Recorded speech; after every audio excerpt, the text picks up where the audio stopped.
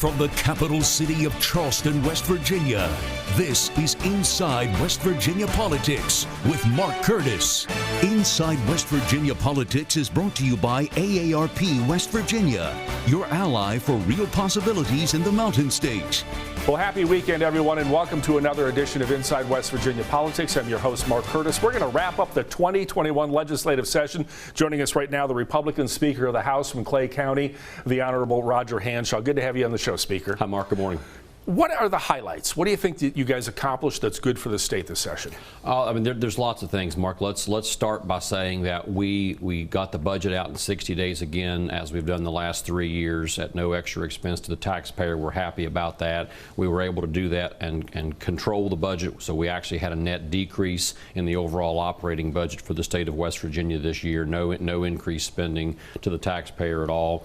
And we were able to get a box check that we've been working on for a number of years. We passed Senate Bill 275, and now West Virginia's joined the majority of states and has an intermediate court of appeals here in our state. And I like to talk about that bill a lot. Sure. Because it does more than what people think. It's not just creating a new court here in West Virginia. The structure of that bill actually provides a mechanism now to free up our trial courts to get some of the cases that are most important to West Virginia citizens decided more quickly. So think about family court matters, for example, things that are really important to the daily lives of West Virginians. Those cases will no longer have to sit at the back of the docket of the circuit court now in our 55 counties. Those now will go to an intermediate body and get decided faster. Let's talk about maybe the most stunning moment of the session, and that was the vote last week, 0 to 100 to reject the governor's tax plan, his personal income tax reduction plan in the House. It was, in a word, breathtaking to see that board lit up completely red. Why did you guys take that vote, and what's the significance of it? Well, as recently as 24 hours before that vote, Mark, we in the House were continuing to talk to representatives of the Senate, representatives of the governor's office, the administration, about how we would continue the dialogue going forward over the spring and summer about the shared goal of reducing or eventually eliminating personal income tax in West Virginia. We all like that objective. That's a laudable goal that we all think is important. But earlier in the day, the governor decided to take to the media and essentially call out the House for our unwillingness to vote. He even went so far as to suggest that maybe we lacked the courage to take a vote, and as we demonstrated, that was not the case.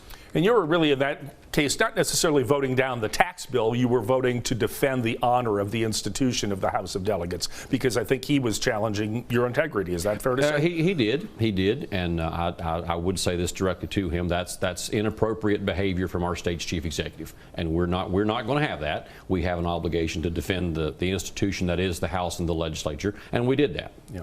Did we make improvements? I know we going into the session, a lot of bipartisan support for improving broadband, expanding telehealth. Tell us where we got on those issues. We did. We were able to codify the governor's existing executive order on telehealth services during this pandemic. A number of West Virginians, more than ever before, have been accessing health care services remotely through video conference with their physician and their health care provider. We made that permanent, so the barriers that the governor let down to telehealth care services through executive order during the pandemic are now law. They're now codified into statute, so those changes will not be undone when the executive orders go away. West Virginians will still be able to access telehealth care services as widely and as broadly as they are now. We did pass House Bill 2002. That was our broadband expansion bill for this year. It addresses things like rights of way on state property for deployment of fiber and deployment of conduit and cable.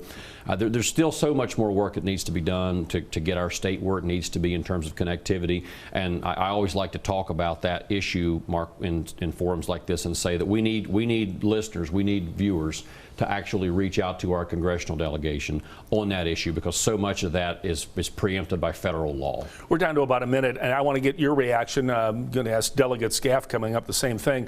This program the governor unveiled this week with Brad Smith from Intuit and Gordon Gee, the president of West Virginia University, to attract remote workers and incentivize it to give them money to actually move to West Virginia. Yes. Lower cost of living. Do you think this is viable, and you think this is the right path? Well, we know it's viable. We know it's the right path because it's been done elsewhere and it's been successful. So one need look no further than Tulsa, Oklahoma for a clear example of how successful this program can be. Mark, I've been to Tulsa, Oklahoma, and if we can entice people to move to Tulsa to perform remote work, we can certainly entice them to move to West Virginia. And importantly, this is all private dollars. These are not tax dollars. This is not the state of West Virginia using tax money. These are private dollars. Yeah. Well, I've been to Tulsa, Oklahoma, too. I'm not dissing Oklahoma. No. West Virginia is a whole lot more beautiful than Oklahoma. We think so. Yeah, we like mountains rather than flat land. Anyway, we want to thank House Speaker Roger Hanshaw for joining us. We'll have you back later in the year on the program because I expect we're going to maybe see a special session and more of these issues are going to develop. It's not over yet. My pleasure. Thanks, Mark. We'll have more of Inside West Virginia Politics after this break. Stay with us. Now back to Inside West Virginia Politics with Mark Curtis. And welcome back this weekend to Inside West Virginia Politics. We are wrapping up the 2021 West Virginia legislative session. We've heard from the House Speaker. Now let's hear from the Minority Leader, Democrat Doug Scaff of Kanawha County. Great to have you on the program. Thanks for having me, Mark. First, hit some of the highlights. What are some of the good things the legislature did this session? Well, you know, this is my first role as Minority Leader, so I look forward to working with Speaker Hanshaw. Got nothing but great things to say about them. It was really, he gave us a chance to speak our mind. In the minority, you know, you don't set the agendas up. He did give us a chance to speak our mind and talk. So I thought we had a pretty good working relationship when it came to only being 23 of us. He let us have some of our bills be heard and read throughout the committee. So, you know, some of the highlights, I think, you know, we stood up for the minority party. We stood up. We tried to push West Virginians first. And how does this help and how does this hurt? So we thought that everything that we brought up, we wanted to make sure the focus was on current West Virginians that we had here. What are some of the lowlights, the things that didn't get done that you think should have been bigger priorities? You know, focusing on West Virginians, you know, I think equal pay for women. We bring this up the last couple of years. It was really unfortunate that we didn't bring that up. Focusing on our college students and our young and our best and brightest. You know, we didn't do a lot. We continue to look at ways to cut higher education. We need to be investing more in higher education. I think we could have done more for the Promise Scholarship. We could have done more to allow those students graduating from high school, getting into the second year and third year of those vocational schools. We need to do more to keep our best and brightest here. And small businesses. I think we could have done so much more to help our small businesses as they recover from COVID, getting back on their feet. One of the biggest issues, obviously, was the governor's personal income tax elimination proposal. It barely passed in the Senate, basically passed by one vote. If it would have tied, it would have gone down to defeat. It gets to the House, it gets 0 yes and 100 no. Why? Well, that was something to see. 0 to 100. That's a statement if I've ever seen one. I've never seen that before, seeing all those red votes up there on the board. You know, I think the House spoke loudly about they did not want to see any tax increases. The governor's plan and then the Senate plan was just loaded with tax increases and tax shifts. You know, taking it from one pocket to the other. That was the last thing the House stood for. The House had their own version of the plan, and that version actually cut from existing pockets and buckets of different type of monies that were out there. Things like Promise and infrastructure and roads. I wasn't in favor of that plan either. I think when it came to the personal income tax, we need a true package that brings new revenues to the table. New revenues isn't just raising taxes and hitting the same people harder. Right? New revenue is different sources of income, and none of those plans had that. But the House spoke loudly that, hey, we need to go punt this plan into the summer, bring a work group together, maybe a bipartisan fashion, bring all those. The one thing the governor did right is he was unanimous in unifying all these different segments of the people across the state, whether it was small business, large business, homeowners, whatnot. They were all against his plan. So he did a great job unifying people. Now we just got to start over, hit the reset button, and see what we can come up with. Yeah, obviously our industry was very vocal against it because they were concerned about the hit in revenue because of a proposed advertising tax on radio and television that didn't affect your business, which is newspapers. And so there was an equity issue there, as well as the taxing in-state internet, you know, news providers like us, but not the big guys like Google and Facebook coming in from the outside. So the governor says he's going to go on the road and try to sell this plan, maybe reshape it, maybe work with you guys. Do you expect to see a special session and more discussion of reducing the personal income tax as we go down the road? I suspect the issue is not over. Well, you know, being a businessman and the governor being a businessman, you would think that he'd want to start from within. He could probably save a lot of time and gas and not travel the whole state if he started just under the Capitol dome. I think one of his faults was he did not sell the legislators that he needed to work with. He did not meet with us regularly. He did not talk to us on his plans. I mean, we had this governor summit on day 55. We had a governor summit, and we got another plan just handed to us right there 5 minutes before the summit started. I think he needs to go back. He needs to start bringing everybody to the table, all the elected officials who are going to see his plan being implemented. We have less than a minute. What do you think of the governor's plan he unveiled with Brad Smith, the former CEO of Intuit, West Virginia native, and Gordon Gee, to bring remote workers to the state, to pay them to come here and move here, enjoy West Virginia and the lower cost of living, and be remote workers, say if they're from New York City or Pittsburgh? It's an interesting plan. You know, I'm all about bringing people to West Virginia. I love this state. I love raising my family here, and we can do whatever we can. It is an interesting plan indeed, offering incentives to move here, offering them money, giving them a chance to enjoy our tourism. But we also can't forget about those West Virginians that are here. You know, some of the criticism has been, what about all these West Virginians here? What are we doing for our in-state residents to keep them here and get them to stay? We can't forget about them. All right, we'll keep an eye on all of these issues. We want to thank Delegate Doug Scaff, Democrat of Kanawha County, the minority leader in the House of Delegates. Good session, and we'll see you back here real soon. Thank you, Mark. More of Inside West Virginia Politics after this break. Stay with us. Now back to Inside West Virginia Politics with Mark Curtis. Welcome back to Inside West Virginia Politics. We invited Governor Jim Justice to join us this week for an interview on his personal income tax elimination proposal, but he declined. Still, we think it's important you hear his viewpoint. The governor did speak out about its rejection during briefings this week, especially while discussing the initial success of West Virginia's new remote worker program aimed at attracting new residents to the Mountain State. Since we announced this program for remote workers to come to West Virginia, now think about this, we had 50 spots. And in order to make application, it takes someone probably an hour to fill out all the paperwork and do all the stuff to make application. We had 50 spots in Morgantown. Shepherdstown and Lewisburg are not stood up yet, so they can't take anybody yet. 50 spots, okay? She said, Governor, do you realize in the last 2 hours that we've been up, we have over 200 applicants that have filled out the whole hour-long application process in 38 different states. Well, I told Chelsea, I said, that's good news, and I was really happy about that, and it made me feel good and everything. In one way. In another way, it was probably a little bit sad, and I'll get to that right now. Now we have 55,000 people. 55,000 people that have inquired about the possibility of coming to West Virginia. And 2,000 of them have absolutely filled out the entire application. Less than 36 hours from when we had announced it. Now, where I'm a little bit sad is just this. I hope and pray that our House comes to the realization of good sense. So many people have looked at me over the personal income tax and said, well, how do you know they'll come? How do you know they'll come? Just think of what we missed, and just think of what the spotlight is on West Virginia right today, and just think of the opportunity to quit losing population and grow population. I hope and pray that in the days and the weeks ahead, as we go out and we try to tell you the real true story of how you could have had money in your pocket, we could have absolutely turned our local businesses, small businesses on like crazy, and how we've missed a situation to where here is more testimony. In 36 hours, 55,000 people have looked at West Virginia, and 2,000 have filled out an application that took an hour out of their life to do it for 50 spots. 50 spots in West Virginia. My.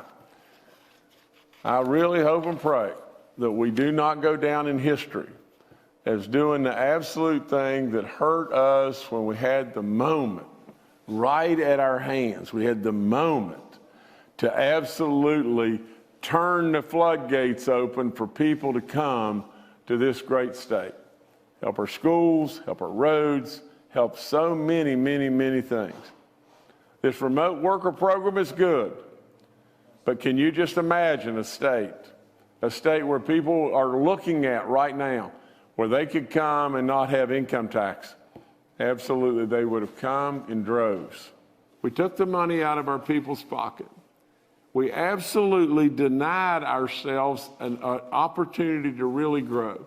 Yeah, I guess if you want to say, I wear my feelings on my sleeve, I could give a hoot in every way what the House did with their grandstanding effort. I only care just about this. Their grandstanding and showing their behind really just mooned our people. Once again, we'll leave the invitation open to Governor Justice to discuss his plan in detail on future editions of Inside West Virginia Politics. We'll be back with more after this break. Now back to Inside West Virginia Politics with Mark Curtis. And welcome back to our final segment this weekend on Inside West Virginia Politics as we wrap up the 2021 legislative session here in West Virginia. We are joined right now by Senator Mike Welsh, Democrat of Cabell County, who is also the minority whip in the state Senate. Good to have you on the program again. Mark, thank you for having me. What do you think were the highlights and lowlights of this session? Well, as a low light, I personally felt like we should have had a lot more transparency. The Capitol building was closed. Our citizens have a constitutional right to be present, to redress their grievances with their legislators, to peaceably assemble. And when you have the bars all over the state overflowing that last 3 or 4 weeks of the session, it just seemed to me that keeping the public out was bad public policy. It looked bad. It was bad. But some things got done. The state budget got done, and I realize they're trying to be efficient with the protocols because of COVID-19. We're in a different world these days. But what got done, in terms of the budget, broadband, other things that may be considered highlights? Well, I'll go with another low light. The budget cut higher education, and we cut all the institutions, but particularly we cut Marshall and WVU substantially. And the argument is, well, they're going to get that money, but once your base budget is cut, which it now is for those two institutions, which are the economic engines that really drive our state, once that budget is cut, next year you're like, well, we need to be restored. Well, what happens is, or what I think will happen is, well, we're going to have to just go with what we did for you last year. So we also disrespected public education in terms of pre-K all the way through 12th grade by now funding for-profit public charter schools, where the charter schools that really, I think, some trade on the New York Stock Exchange, they're going to be subsidized by our state tax dollars. And to some extent, also the private schools will benefit by the voucher program. All of this sucks money away from our public education, which wasn't in that great a shape to start with. I want to talk about maybe the most controversial bill and effort, and that was the Governor Justice's plan to remove the personal income tax in West Virginia. It passed the Senate barely, 18-16. You were one of the most vocal critics on the floor against it because it had a tax on professional services, such as attorneys, which is how you make your living. It had a tax on advertising on television and radio, but not on other newspapers. And you were very vocal in opposition to that advertising tax. Why? Well, the advertising tax, first of all, we got a bill late in the session from Senator Tarr from the Finance Committee. And we were advertising people like our local newspaper, our billboards, local television, but Google and Facebook were never addressed. The ads that they are able to purchase, or to sell rather, here in West Virginia, no taxation on them. So I thought it was fundamentally unfair just for that reason. That income tax, as it came out, would have me cutting my own taxes substantially and shifting my burden over to people that are working, say, 38 hours a week in a convenience store and maybe 10 hours a week helping somebody cater in that business. The people that work hard, they're not even really middle class, but they're working a couple of jobs, and we would shift all of the benefit from my tax burden over to them. It's a very regressive tax, and the governor, I think he believed in his bill.